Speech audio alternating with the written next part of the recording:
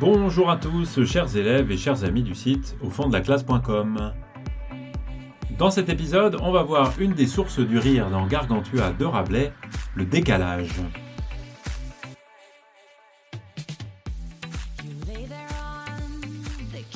On dit souvent que le comique vient du décalage.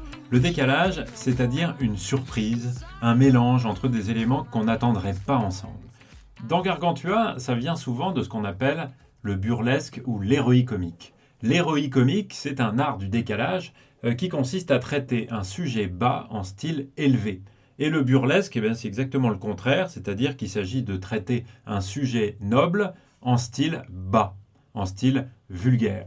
Alors, dans Gargantua, ça prend souvent la forme de la médecine qui est reliée à un comique qui est tout à fait scatologique. C'est-à-dire qu'on mélange un vocabulaire, en tout cas une approche scientifique extrêmement technique, avec quelque chose qui ne le mérite absolument pas, parce que c'est mélangé avec de la grossièreté, par exemple, ou avec du bas corporel.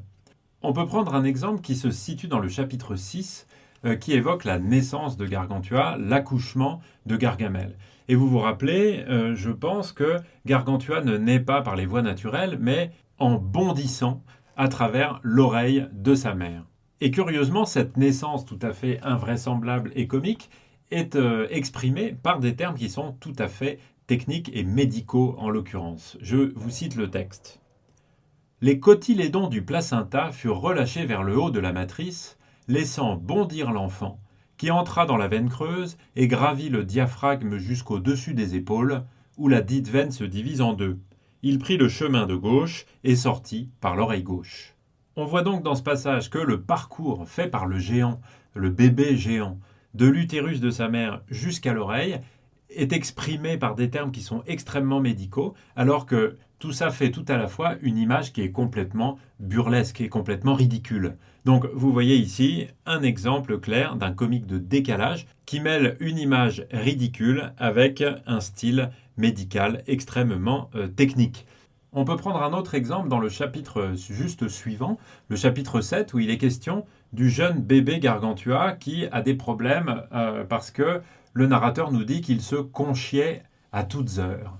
Et il le dit en utilisant une formule médicale, puisque le texte dit ceci, je le cite, « Il se conchiait à toutes heures, car il était merveilleusement flegmatique des fesses, tant du fait de sa complexion naturelle que d'une disposition individuelle à trop siroter de purée septembrale. » Voilà la formule. Ce qui compte ici, c'est que cette affaire complètement scatologique de « il se conchiait à toutes heures » est justifiée ici par quelque chose de médical, et en l'occurrence par un des tempéraments que, selon la médecine grecque, un humain peut avoir. Ici, c'est flegmatique. Et flegmatique des fesses, on voit bien ce que ça signifie ici, puisqu'il est question du relâchement excessif des fesses de Gargantua qui empêche Gargantua bébé de se contenir.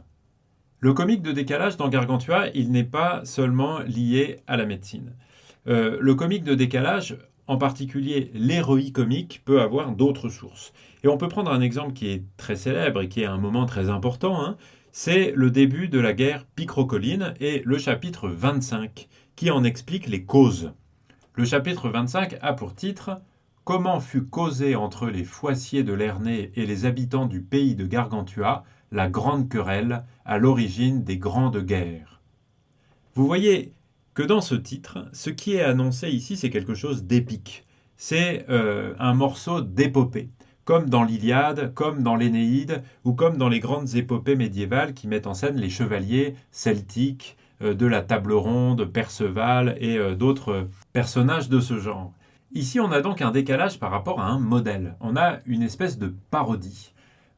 Parce que ce qu'on attend, évidemment, c'est les causes d'une guerre. Et le titre à ce titre-là, justement, annonce quelque chose de grand, quelque chose d'épique. On nous dit la grande querelle à l'origine des grandes guerres. Et de quoi s'agit-il dans le chapitre 25 ? Finalement, d'une espèce de bataille qui ressemble un petit peu à ce qu'on trouve dans les bandes dessinées d'Astérix et Obélix, quand pour une histoire de poissons pas frais au marché, tout le monde finit par se bagarrer. L'histoire ici commence de cette façon. C'était la saison des vendanges, au commencement de l'automne. les bergers de la contrée étaient en train de garder les vignes et d'empêcher que les étourneaux ne mangent les raisins. À cette même époque, les foissiers de Lernay passaient le grand carrefour, menant 10 à 12 charges de foisse à la ville. Les 10 bergers leur demandèrent courtoisement de le leur en vendre au prix du marché. Et c'est à partir de ça qu'il va y avoir une querelle. C'est-à-dire que cette querelle, finalement, elle vient du refus des boulangers de Lernay, ce qu'on appelle les foissiers, qui ont des sortes de brioches, de vendre ces brioches aux bergers du pays qu'ils sont en train de traverser ici.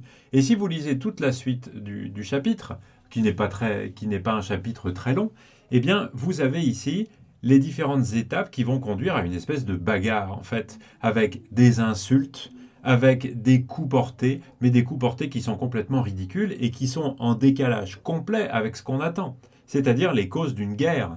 Et les causes d'une guerre, voilà bien un sujet épique, un sujet qui, a priori, est très noble, puisque vous savez sans doute que les causes de la guerre de Troie, par exemple, sont un sujet de débat très important dans l'Antiquité et dans le monde moderne, en particulier à l'époque de Rabelais, et dont on parle très souvent dans l'Iliade. Pourquoi la guerre a commencé? Le conflit avec Hélène, Paris, Ménélas, ici, est complètement détourné, puisque l'histoire est une sombre histoire de bagarre de marché, en réalité. Et on a donc bien là un exemple de comique de décalage. Et pour finir, j'en citerai un dernier qu'on trouve au chapitre 33. Au chapitre 33 qui est un chapitre qui est fait essentiellement d'un dialogue avec des citations au discours direct où on voit la folle ambition de conquête de Picrochole qui s'enflamme complètement en rêvant à la conquête du monde entier. De terres très lointaines qui font en réalité l'ensemble du tour du monde, en tout cas du monde connu à cette époque-là et qui ressemble en fait à un monde connu dans l'Antiquité en réalité. Ce qui relève ici du décalage, évidemment, c'est que la guerre entre Picrochole et Grand Gousier et Gargantua eh bien, est une guerre locale, est une guerre qui est ancrée dans une région qui est une petite région finalement, en Touraine, la région dont Rabelais est originaire, et que tout d'un coup, ce roi qui n'est rien du tout, en tout cas rien d'autre qu'un petit seigneur local, eh bien pense que en s'enflammant, il va conquérir le monde entier. Et ça commence avec une comparaison avec Alexandre de Macédoine, c'est-à-dire Alexandre le Grand, qui lui est précisément réputé pour avoir conquis une énorme partie du monde jusqu'en Inde au IIIe siècle avant Jésus-Christ. Mais il est question, petit à petit, d'aller jusqu'au monde entier, puisqu'on commence avec Aunis, Saintonge, l'Angoumois, la Gascogne, le Périgord, le Médoc, les Landes, Bayonne, Saint-Jean-de-Luz, et puis ensuite on va conquérir la Galice, le Portugal, Lisbonne et l'Espagne, et aller jusqu'au détroit de Gibraltar et les colonnes d'Hercule, puis ensuite conquérir Tunis, Alger, Beaune, Cyrène et toute la barbarie, dit le texte, et Majorque, Minorque, la Sardaigne, la Corse, le golfe de Gênes, les Baléares, Florence, Rome, Naples, la Calabre, les Pouilles, la Sicile, Naples, la Crète, Chypre, Rhodes, les îles Cyclades, le Péloponnèse. Donc là, on est au bout de la Méditerranée. Et puis ensuite, on va encore plus loin. L'Asie mineure, donc la Carie, la Lycie, la Pamphylie, la Cilicie, la Lydie, la Phrygie, la Mysie, la Bithynie, Carysie, Atalia, Samagarie, Castamoun, Louga, Sébaste et jusqu'à l'Euphrate. Et donc, on est déjà arrivé en Asie. On va revenir ensuite par la Bretagne, la Normandie, la Flandre et tout le nord de l'Europe avec la Bohème jusqu'à la mer glaciale, les îles Orcades, etc.